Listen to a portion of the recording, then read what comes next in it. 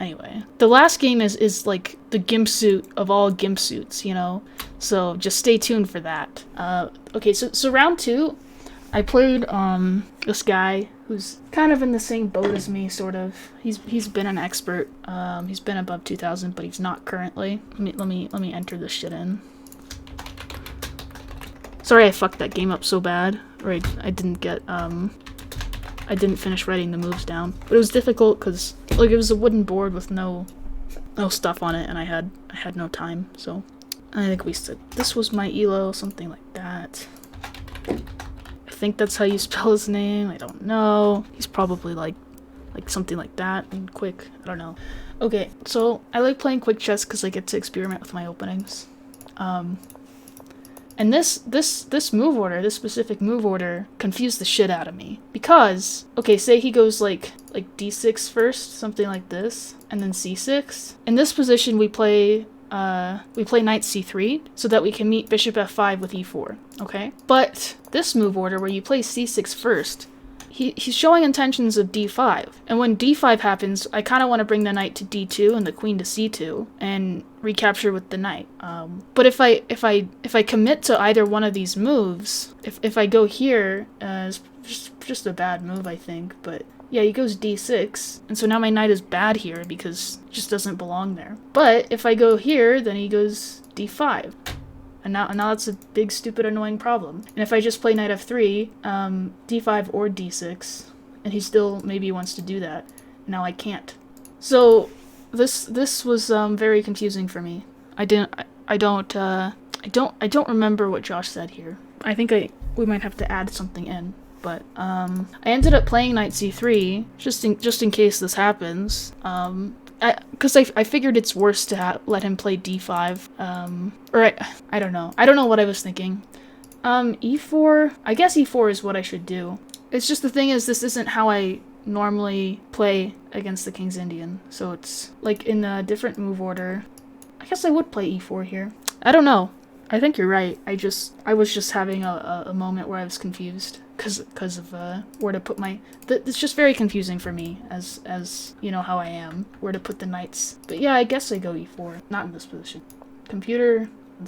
The most played move here in the master database is knight f3, but the computer likes e4. It's just a bad move order, is the thing, unless you want to play the King's Indian, which he is a King's Indian player. Wickles Pickles. Well, his last name is pronounced Weichel, I think.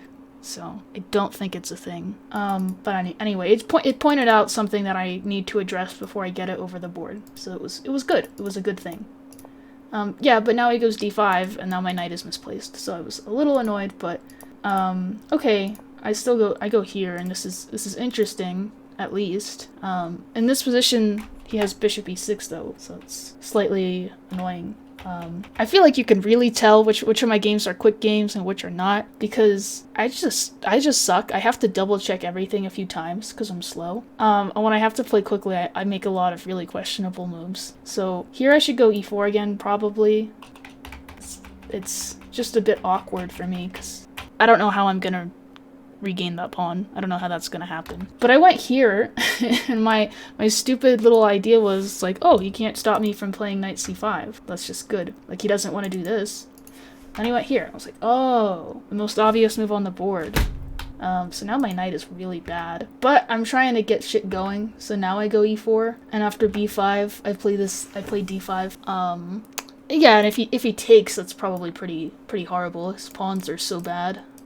I mean, I'm gonna be down 2 pawns, but who cares? This bishop's really good, or it will be, and his pawns are dumb. So he takes, and he goes bishop f5, and this bishop is like annoyingly close to being trapped, except that he has bishop d3. I just go back, and my plan was, I thought he was gonna defend this pawn, or like play b5 or something, or b4 or something, and I would go here, and I don't know, just try and do something with the bishops. But he played bishop d3, and without any thought, I just immediately took on b5. And I thought I was doing really well here. I'm not. I don't have enough for the exchange. I really felt like I did, though.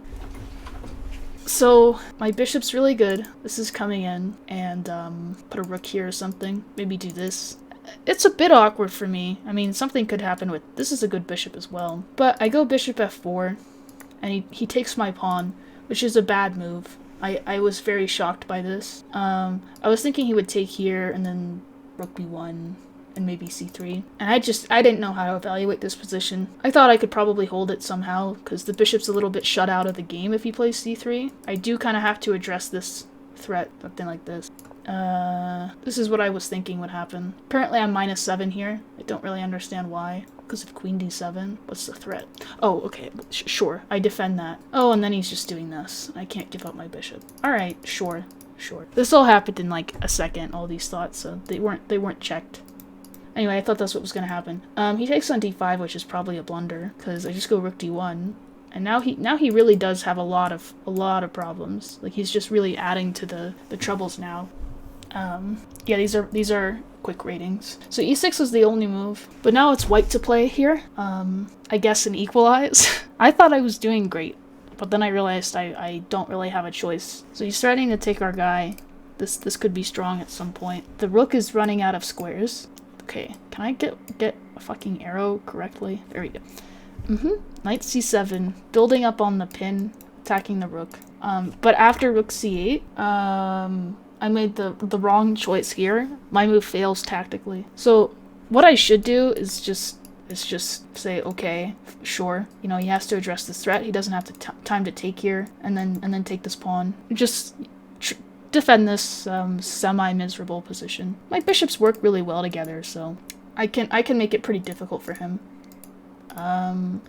But I saw that after queen takes c4, he has this, but after queen takes, it's like, oh man, I'm just down a lot of material. But I take on d5, and I remove the guard on the queen, so he has to take. And then that was like a big fancy trade where I end up equal material opposite colored bishops. So I decided to do that, and of course he went for it.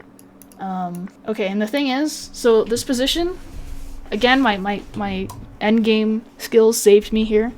So it's white to play. There's only one good move, really. It's probably the best move I played all night.